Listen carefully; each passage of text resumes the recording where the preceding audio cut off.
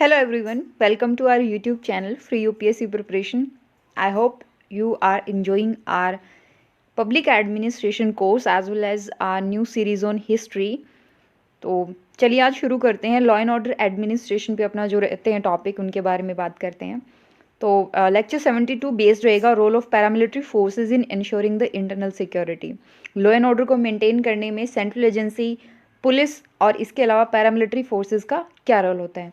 इसके अलावा हम प्रीवियस वीडियोज़ में पुलिस और सेंट्रल एजेंसीज के बारे में पढ़ चुके हैं। आज का जो लेक्चर रहेगा वो पैरामिलिट्री फोर्सेस के ऊपर बेस्ड रहेगा। तो अब अगर अभी तक आपने चैनल को सब्सक्राइब नहीं किया है, please subscribe the channel, like the video, comment and share as much as you can.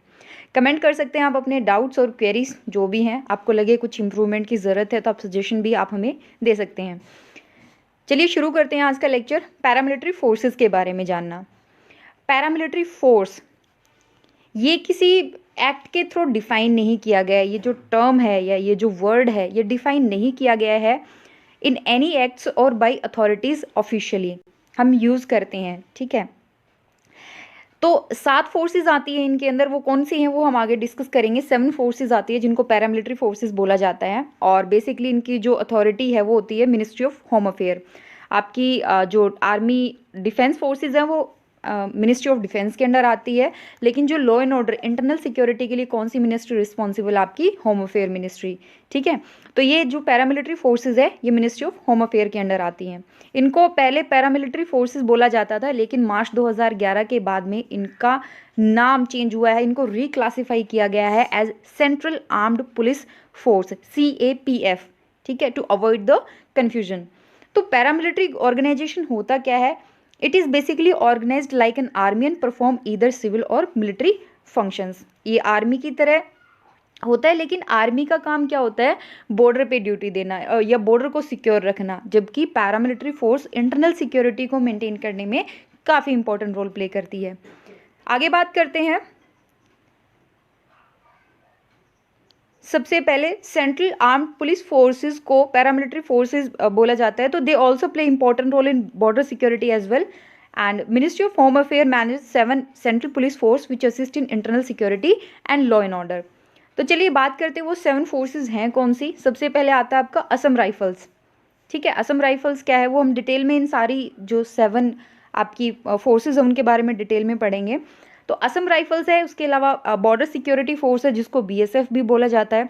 फिर आता है आपका सेंट्रल इंडस्ट्रियल सिक्योरिटी फोर्स जिसको CISF भी बोलते हैं। Then central reserve police force, CRPF। Generally अगर कहीं पर लॉ एंड ऑर्डर की सिचुएशन क्रिएट हो रही है और वो पुलिस से कंट्रोल नहीं हो पा रही तो CRPF को बुलाया जाता है। देन आता है आपका Indo Tibetan Border police, ITBP, national security guard जिसको NSG भी बोलते हैं। एंड देन सशस्त्र सीमा बल यानी कि SSB।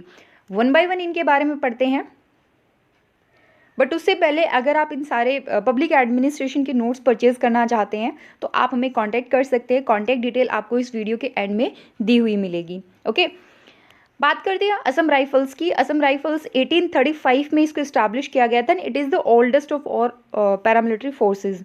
इसका मेन काम क्या है? To counter the insurgency and hold the border security operation in the north eastern area of India. Assam कहाँ पर आता है? असम आता है आपका नॉर्थ ईस्ट रीजन में। नॉर्थ ईस्ट में असम स्टेट और नॉर्थ ईस्ट के जितने भी स्टेट है वहाँ पर बॉर्डर सिक्योरिटी को मेंटेन करना, साथ ही साथ इंसर्जेंसी, क्योंकि वहीं से इंसर्जेंसी के काफ़ी ज़्यादा जो है वो इंसिडेंट देखने को मिलते हैं। देन 2002 के बाद में they are also guarding more than 1643 kilometre long Indo Myanmar border. ठीक है, आपका जो इंडिया और म्यांमार का बॉर्डर है नॉर्थ ईस्ट में जो आपकी 4 स्टेट को टच करता है उनको भी ये गार्ड करती हैं। ठीक है, चलिए आगे बात करते हैं बॉर्डर सिक्योरिटी फोर्स के बारे में, BSF के बारे में। सो ये 1965 में इस्टेब्लिश की गई थी। 1965 में क्या हुआ था? इंडो पाक war, right. So their main role is to keep a watch over international border against intrusion and to assist the Indian Army during wartime, check infiltration on the border। ये क्या होता है? जनरली BSF जो वो border की security करती है, वो ये चेक करती है नॉर्मल टाइम में कि बॉर्डर सिक्योर रहे, सेफ रहे और कोई इन्फिल्ट्रेशन ना हो। और जब वॉर हो जाती है, वॉर सिचुएशन जब होती है तो इंडियन आर्मी की भी ये हेल्प करती है। और ये 1965 के अंदर इनको इस्टेब्लिश किया गया था। 1999 में जब कारगिल कॉन्फ्लिक्ट हुआ इंडिया और पाकिस्तान के बीच में, then the BSF remained on the heights of the mountain and defended the integrity of the country with all the might at its command in unison with the army. तो army के साथ मिल करके हिमालय पर्वत पर खड़े होकर के इन्होंने अपनी जो कंट्री की है वो इंटीग्रिटी को डिफेंड किया था, अपनी कंट्री को सिक्योर रखा था, सेफ रखा था। ठीक है, तो बीएसएफ का रोल भी काफ़ी ज़्यादा इंपॉर्टेंट हो जाता है। जब भी हम बात करते हैं कारगिल कॉन्फ्लिक्ट की तो डेफिनेटली बीएसएफ का नाम जो है वो ध्यान में रखा जाना चाहिए। देन आती है बात सेंट्रल इंडस्ट्रियल सिक्योरिटी फोर्स की। नाम से पता चल रहा है इंडस्ट्रियल सिक्योरिटी फोर्स। तो जब इंडिया इंडिपेंडेंट हुआ, ठीक है, उसके बाद में बहुत सारे पीएसयूज बनाए गए, पब्लिक सेक्टर अंडरटेकिंग। तो सीआईएसएफ का रोल क्या होता है? To provide the security to public sector undertaking या पीएसयूज। और ये वर्ल्ड में सबसे बड़ी लार्जेस्ट, ये जो सबसे बड़ी इंडस्ट्रियल सिक्योरिटी फोर्स है, largest industrial security force and around, ठीक है, ये फिगर जो वीडियो हमने बनाई थी, जब डेटा लिया था तब तक इसमें 1,65,000 के अराउंड जो है वो पर्सनल्स थे। ठीक है, चलिए आगे बात करते हैं सीआरपीएफ की, सेंट्रल रिजर्व पुलिस फोर्स। तो जो सीआरपीएफ होती है वो मेनली किसी पर्टिकुलर बॉर्डर की सिक्योरिटी नहीं करती, वो देखती है after the internal security of every part of India. कहीं पर कुछ भी हो जाए within India, within the country, then it ensure the internal security. So it encounter the left wing extremism, assist the state and union territory in police operation to maintain the law and order. अगर कहीं पर भी ये लग रहा है कि law and order को मेंटेन नहीं किया जा रहा या सिचुएशन आउट ऑफ कंट्रोल हो रही है, देन सीआरपीएफ को बुलाया जाता है। लेफ्ट विंग एक्सट्रीमिज्म को भी यहाँ पर ये काउंटर करने में हेल्प करती है। सीआरपीएफ पहले जो है 1965, जब तक बीएसएफ नहीं बनी थी तब उससे पहले सीआरपीएफ जो वो इंडिया पाकिस्तान बॉर्डर को गार्ड करती थी, लेकिन उसके बाद में ये काम जो है वो बीएसएफ को सौंप दिया गया था। देन 2001 में हमारी पार्लियामेंट पे जो अटैक हुए थे, तो सीआरपीएफ ही वो पर्टिकुलर फोर्स थी जिन्होंने उन टेररिस्ट को एनकाउंटर किया था या उन टेररिस्ट को मार दिया था। ठीक है, it was the CRPF troop that killed the terrorist who entered the premises. Okay, तो काफ़ी इम्पॉर्टेंट और काफ़ी ब्रेव ये पैरामिलिट्री फोर्स है। Then Indo Tibetan Border Police, ITBP की बात करते हैं। ये बनाई गई थी 1962 में, इंडिया चाइना का जो वॉर हुई थी उसके बाद में ये बनाई गई, इस्टेब्लिश की गई है। एंड इसका मेन काम है इंडिया और तिब्बत का जो बॉर्डर है, हमारा जो नॉर्थ वाला बॉर्डर है, उसको सिक्योर रखना, सेफ रखना, कोई इंट्रूजन न हो पाए। So ITBP was established after the 1962 Indo-China War for reorganizing the frontier intelligence and security set up along the Indo-Tibetan border and for keeping a check on illegal immigration and trans-border smuggling. ठीक है, illegal immigration ना हो trans border, क्योंकि भूटान, नेपाल और फिर तिब्बत वाला जो border है यहाँ पर ध्यान रखना पड़ता है, पहाड़ी एरिया है, माउंटेनियस रीजन है, तो ट्रांस बॉर्डर स्मगलिंग ना हो, कोई भी इलीगल इमिग्रेशन ना हो।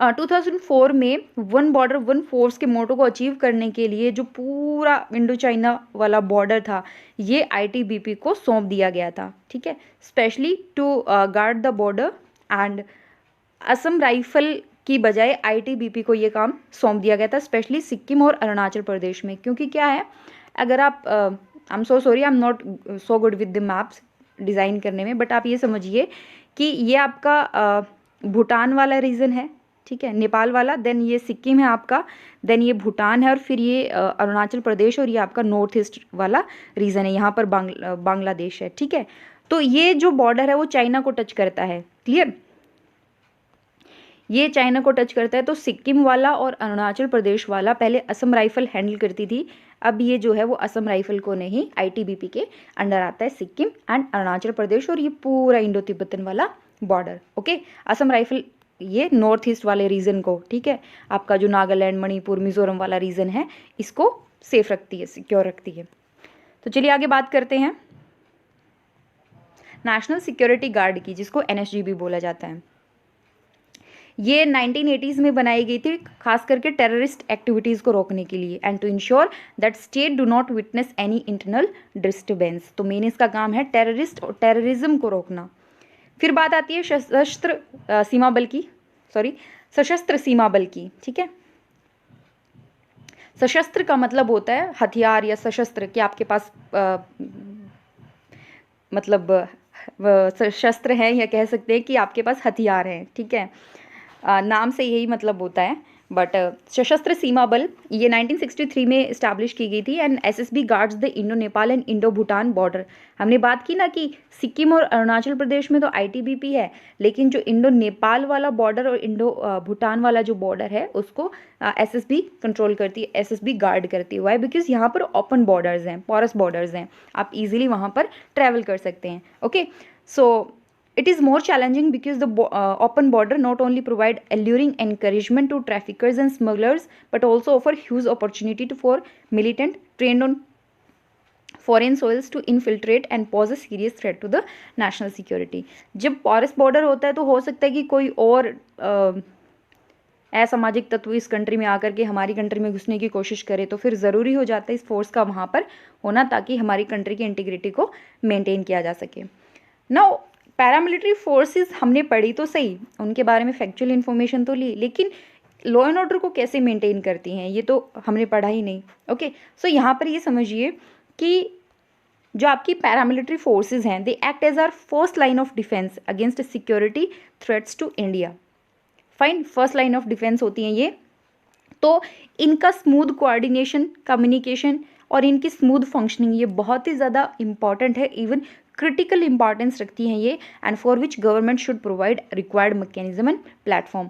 तो बहुत ज़रूरी हो जाता है कि आप अपनी कंट्री की डिफेंस को मेंटेन करने के लिए, डिफेंस एक्सटर्नल थ्रेट और इंटरनल थ्रेट दोनों से ज़रूरी है आपकी सिक्योरिटी। एक्सटर्नल थ्रेट के लिए आपकी मिलिट्री फोर्सेस हैं, ठीक है, बट उनको कौन असिस्ट करता है? उनको भी पैरामिलिट्री फोर्स असिस्ट करती है। इंटरनल सिक्योरिटी के लिए आपकी पुलिस है, लेकिन उनको कौन असिस्ट करता है? पैरामिलिट्री फोर्सेस भी असिस्ट करती हैं। So moreover these force need to be upgraded and train to face the new forms of challenge arising like cyber threats, technological, space warfare and thereby making them ready for any such eventuality.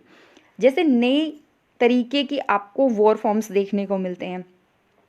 पहले क्या होता था कि आमने सामने खड़े होकर के लड़ाई कर रहे हो आप, लेकिन अब जो है वो लड़ाई करने का तरीका चेंज हो गया है। साइबर थ्रेट्स देखने को मिल रहे हैं, टेक्नोलॉजिकल वॉरफेयर बहुत ज़्यादा हो रही है, टेक्नोलॉजी का यूज़ बहुत ज़्यादा हो रहा है, स्पेस वॉर हैं। तो डेफिनेटली इनको नए चैलेंज को ये टैकल कर सके उनके लिए ट्रेन करना और अपग्रेड करना बहुत ज़्यादा ज़रूरी है। इसी के साथ आज का ये लेक्चर यहीं पे ख़त्म करते हैं, बट जाने से पहले हम बात करेंगे अपने अदर कोर्सेज़ के बारे में जो हम पब्लिक एडमिनिस्ट्रेशन से रिलेटेड प्रोवाइड कराते हैं, जिनमें हमारा आता है पेन ड्राइव कोर्स। आपके यूट्यूब पे जितने भी वीडियोस अवेलेबल हैं वो बेसिक कॉन्सेप्ट को क्लियर करने के माइंडसेट से हमने बनाए थे, बट जो हमारा पेन ड्राइव कोर्स है वो पर्टिकुलर एग्जाम को टारगेट करता है। विद इन ये 3 मंथ के हिसाब से डिज़ाइन किया गया। आप 3 महीने में अपना कोर्स कंप्लीट कर सकते हो। पेन ड्राइव कोर्स में हमने वीडियो लेक्चर्स ऐड किए जो डेफिनेटली यूट्यूब वालों से अलग हैं, यूट्यूब के जो वीडियोज़ हैं उनसे अलग हैं। उसमें बेसिक कॉन्सेप्ट और हर एक एग्ज़ाम की जो डिमांड होती है उसके हिसाब से कोर्स डिज़ाइन किया गया है। इसमें आपको हार्ड कॉपी नोट्स मिलते हैं, साथ ही साथ टेस्ट सीरीज़ भी इसी के अंदर इंक्लूड की जाती है। देन सिर्फ नोट्स भी आप परचेज कर सकते हैं, प्रिंटेड नोट्स हैं, हिंदी और इंग्लिश दोनों लैंग्वेज में आपको अवेलेबल होंगे। And then special test series भी है, चाहे वो नेट के लिए हो चाहे वो सिविल सर्विस एग्जामिनेशन के लिए हो। अदर देन दैट हमने हिस्ट्री के लिए अपना जो यूट्यूब प्लेटफॉर्म है इस पर स्टार्ट किया अपने चैनल पे हिस्ट्री से related lecture series. So I hope आपको पसंद आ रही हो, लेकिन इसके अलावा अगर आपके पास कोई सजेशन है तो आप हमें बता सकते हैं। वन लास्ट इन्फॉर्मेशन वो ये है कि आप आज से जो लेटेस्ट कोई भी अपडेट हो वो आप हमारी वेबसाइट पे भी इन सारे वीडियोस को और इससे रिलेटेड इन्फॉर्मेशन को एक्सेस कर सकते हैं। So don't forget to visit on our website www.freeupscpreparation.com।